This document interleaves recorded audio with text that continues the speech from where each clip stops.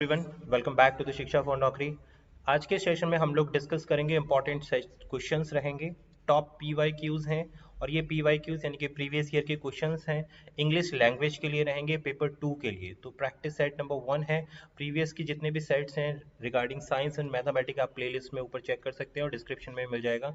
Telegram पर जरूर follow करें भाई, ये लास्ट के जो 15 डेज हैं, 13-14 डेज जो है बहुत ही इंपॉर्टेंट है। तो इसमें रिविजन की तरह काम करेगा आपका इंग्लिश लैंग्वेज के लिए। पेपर 2 के लिए आज हम लोग प्रीवियस ईयर के क्वेश्चंस को डिस्कस करेंगे। तो स्टार्ट करते हैं अपना सेशन। क्वेश्चन नंबर 1 है आप लोगों के सामने। Grammar translation method is basically used to teach a foreign language, rules of any language uses, C classical language या डी ग्रामर। है ना, क्या पूछा गया है यहाँ पर? Grammar translation method. तो ये बहुत अच्छे क्वेश्चंस हैं, सेलेक्टेड क्वेश्चंस है प्रीवियस ईयर के, तो इनको जरूर देख के जाइएगा, बहुत हेल्प करेंगे आपके पेपर में ये। तो क्वेश्चन नंबर 1 है फॉरेन लैंग्वेज। 1 के लिए राइट आंसर रहेगा option number C is the right answer. C क्या बोलता है? Classical language. अब क्लासिकल लैंग्वेज क्या कहलाती है भाई? जो क्लासिकल लैंग्वेज होती है ये कोई किस में इस्तेमाल की जाती है? ग्रामर ट्रांसलेशन मेथड में यूज की जाती है। और ग्रामर ट्रांसलेशन मेथड क्या करता है? केवल ट्रांसलेट करने का काम करता है लैंग्वेज को, टारगेट लैंग्वेज को, और जो आपकी नेटिव लैंग्वेज होती है ना, नेटिव लैंग्वेज और टारगेट लैंग्वेज के बीच में ट्रांसलेट करने का काम करता है। तो option number C is the right answer. Question 2 है, which one of the following can be used as a rubric for the assessment of fluency and coherence of language? Option A बोलता है can initiate and logically develop simple conversation on a familiar topic. B बोलता है is always comprehensive, uses appropriate innotations. C demonstrate hesitation to find words or use correct grammatical structures. D can express with some flexibility and appropriacy on the variety of the topics. तो आपको बताना है कि जो assessment होता है fluency पर, fluency मतलब बोलने की जो स्पीड होती है, किसी भी लैंग्वेज को बोलने की जो स्पीड होती है, तो वो किस चीज़ पर जो है यूज़ किया जाता है। तो ये आपको बताना है क्वेश्चन नंबर 2 के लिए। देखिए राइट आंसर रहेगा क्वेश्चन नंबर 2 के लिए, प्रीवियस ईयर का क्वेश्चन है ये भी, सारे के सारे प्रीवियस ईयर के लिए डिस्कस कर रहे हैं हम। Option C demonstrate hesitation to find out word और use correct grammatical structures. Okay, किस चीज़ के लिए भाई? ये क्या करता है? ये रूब्रिक जो होता है, जो असेसमेंट होता है किसी भी चीज़ पर, यानी कि लैंग्वेज की फ्लुएंसी पर, लैंग्वेज यानी कि भाषा की स्पीड पर, कितनी आप अच्छी तरीके से भाषा को इंटरप्रेट कर सकते हैं, बोल सकते हैं। तो ये किस लिए किया जाता है? कि किसी भी भाषा के बोलने के परफॉर्मेंस को चेक करने के लिए। क्योंकि जो कोई भी अगर स्पीकर है, जैसे मैं एक स्पीकर हूँ आप लोगों के लिए बोल रहा हूँ, तो मेरी कॉन्वर्सेशन किस तरीके की है आप लोग क्लियरली उसको विजिबल कर पा रहे हैं, अंडरस्टैंड कर पा रहे हैं। तो ये असेसमेंट होता है कि क्या आप सही से बोल पा रहे हैं। तो ये किस चीज़ का होता है? परफॉर्मेंस टेस्ट करने के लिए होता है किसी भी भाषा के। तो option number C is the right answer. आगे बढ़ते हैं, क्वेश्चन नंबर 3 है, which one of the following is not, पूछा गया है, objective defined by NCF 2005 for teaching English at upper primary level. बहुत अच्छा क्वेश्चन है भाई, है ना। कौन सा एक ऑब्जेक्टिव नहीं है अकॉर्डिंग टू एनसीएफ 2005 के according teaching English at upper primary level? A बोलता है to use dictionary suitable for to their needs. B बोलता है to be able to articulate individual personal responses effectively. C to promote learners conceptualization of printed text. D to negotiate their own learning goals, evaluate their own program, edit, revise और review their own words. बताएं भाई कौन सा not है, यानी कि NCF के द्वारा जो टीचिंग के लिए नहीं बोला जाता है अपर प्राइमरी लेवल पर। क्वेश्चन नंबर 3 डिस्कस कर रहे हैं हम। तो राइट आंसर रहेगा हमारे पास नॉट की अगर हम बात करें तो ऑप्शन नंबर सी। तो जो एनसीएफ होता है ये promote conceptualisation of printed text in term of heading, paragraph and horizontal lines. इस चीज़ को जो है ये एक ऑब्जेक्टिव नहीं है एनसीएफ का इंग्लिश लैंग्वेज के लिए अपर प्राइमरी लेवल पर। बाकी तीनों के तीनों ऑप्शन जो हैं ये एक ऑब्जेक्टिव्स हैं एनसीएफ के।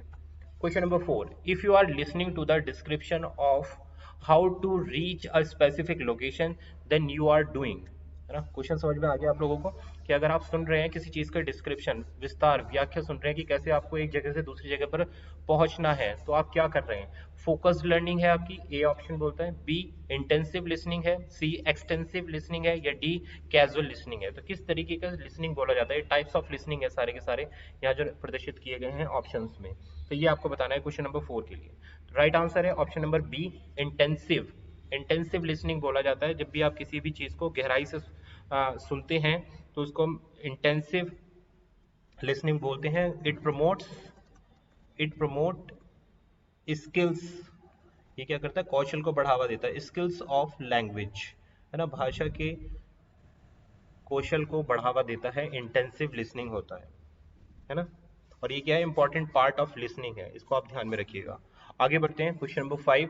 If a language teacher put the words school teacher, headmaster, poem in a group then she is following. यानी कि एक जो लैंग्वेज टीचर है, भाषा का एक जो अध्यापक है, उसने ये सारे वर्ड्स रखे हैं, तो वो क्या कर रहा है? ऑप्शन नंबर ए सिमेंटिक ग्रुपिंग कर रहा है, फोनेटिक ग्रुपिंग कर रहा है, सी ग्रामेटिकल ग्रुपिंग कर रहा है, या डी लेक्सिकल ग्रुपिंग कर रहा है। बहुत इंपॉर्टेंट क्वेश्चन है भाई। ये जितने भी वर्ड्स आप देख रहे हैं यहाँ पर ऑप्शन में, इन पर बेस्ड जो है क्वेश्चन पूछे गए हैं। तो आंसर करेंगे क्वेश्चन नंबर 5 के लिए।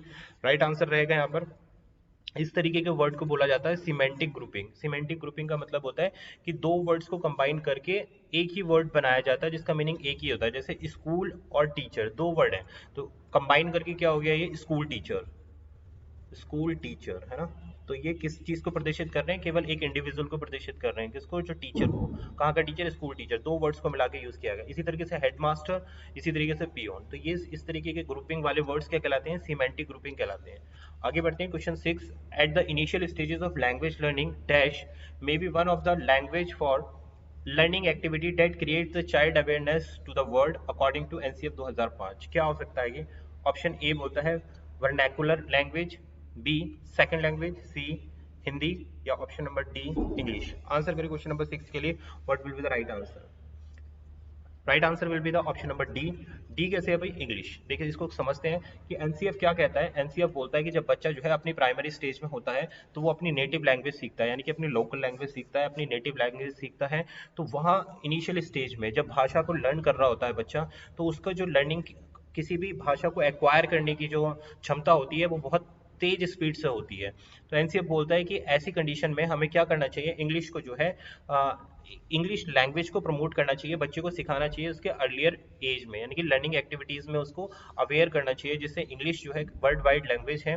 और वर्ल्ड वाइड लैंग्वेज के हेल्प क्या होगा कि जितने भी जो वर्ल्ड की अवेयरनेस है उसको मिल पाएंगी, वो समझ पाएगा, बोल पाएगा, अगर उसको इनिशियल डेज में इसको कंपलसरी किया जाएगा इंग्लिश सिखाना। अकॉर्डिंग टू एनसीएफ ये क्वेश्चन है। क्वेश्चन नंबर 6 का डी आंसर है। 7 पर आते हैं। Little or no attention is given to the pronunciation in dash method. यानी कि कौन से ऐसे मेथड में अटेंशन नहीं दी जाती, प्रोनाउंसिएशन पर अटेंशन नहीं दी जाती? Option A grammar translation, B CLT, option number C SLT, D audio lingual.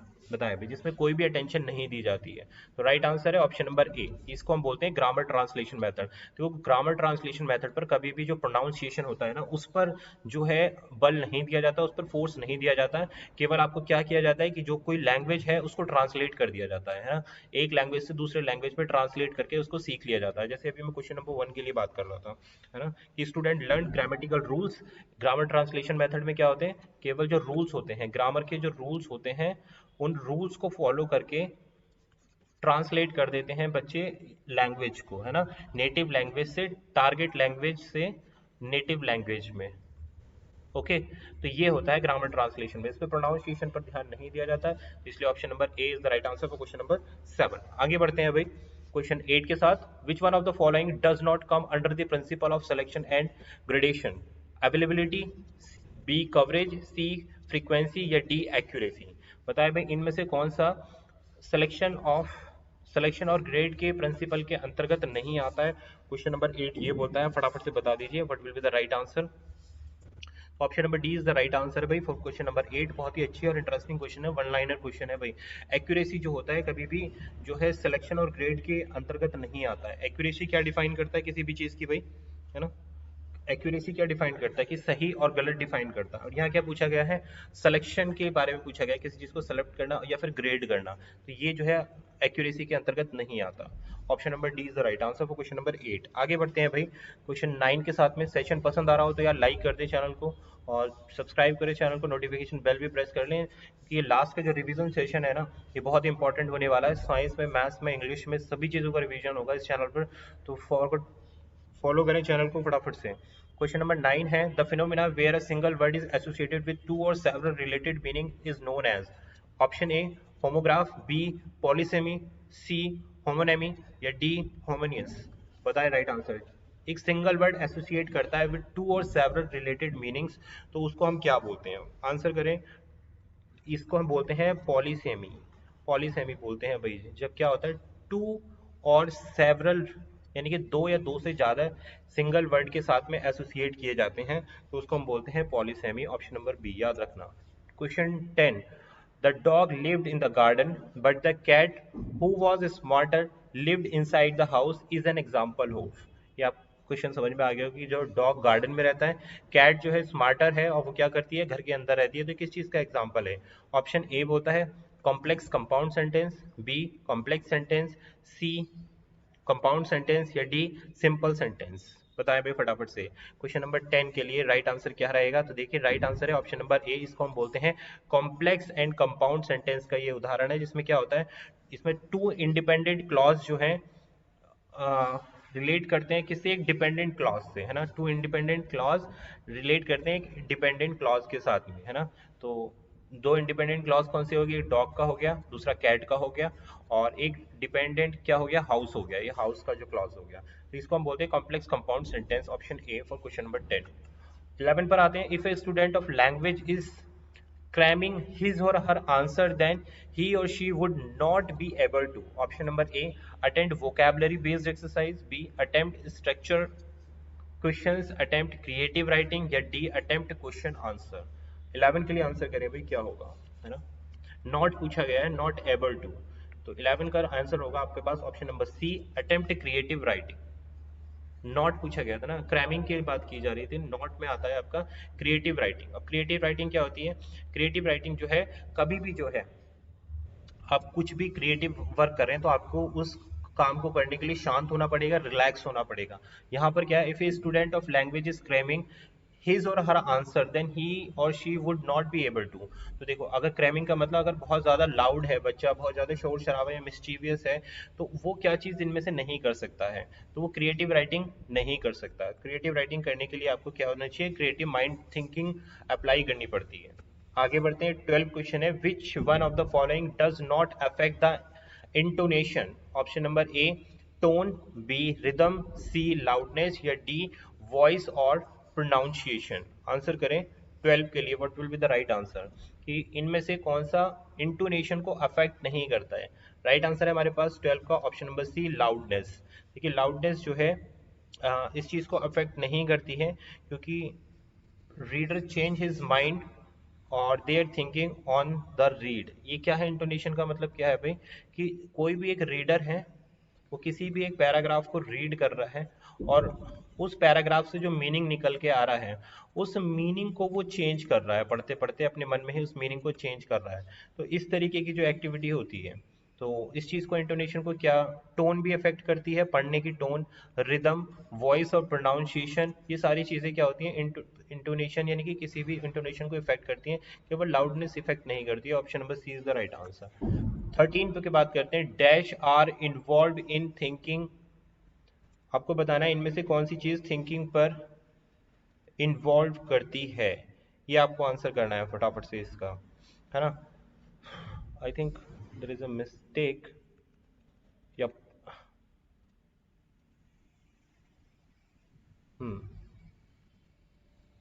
ठीक है, are involve in thinking. Option number A image, imagination, concept और proportions, B imagination, language, concept और proportion, image, language, concept and proportions, D image, language. इनमें से कौन सा thinking को जो है इफेक्ट करता है, ये आपको बताना है। फटाफट से आंसर करें क्वेश्चन नंबर 13 का। तो देखिए जो राइट आंसर है, जो थिंकिंग को आपकी इन्वॉल्व करती है, that is option number C, image, भाषा, कॉन्सेप्ट और प्रोपोजिशन जो है, ये सारी चीजें क्या करती हैं? किसी भी थिंकिंग को, क्योंकि थिंकिंग क्या है, एक कंप्लीट प्रोसेस है, इसमें सारी की सारी चीजें इन्वॉल्व होती हैं। तो इमेज होती है, किसी भी चीज का चित्रण होता है, भाषा होती है, एक कॉन्सेप्ट होता है, प्रिपोजिशंस होती हैं, प्रोपोर्शंस होता है। तो option number C is the right answer for question number 13। Okay, आगे बढ़ते हैं भाई। चलिए, ये हमारे क्वेश्चन का लास्ट था, इस सेशन का लास्ट था। चैनल पसंद आ गया हो, अगर समझ में आ गया हो, तो आप सब्सक्राइब करें चैनल को, बेल आइकन को जरूर प्रेस करें। टेलीग्राम पर फॉलो करने के लिए आप शिक्षा फॉर नौकरी से फॉलो कर सकते हैं। इसी तरीके के प्रीवियस ईयर के सेशंस और न्यू रिवीजन सेशन अटेंड करने के लिए before CTET 2021। Thanks for watching this session. Thank you very much.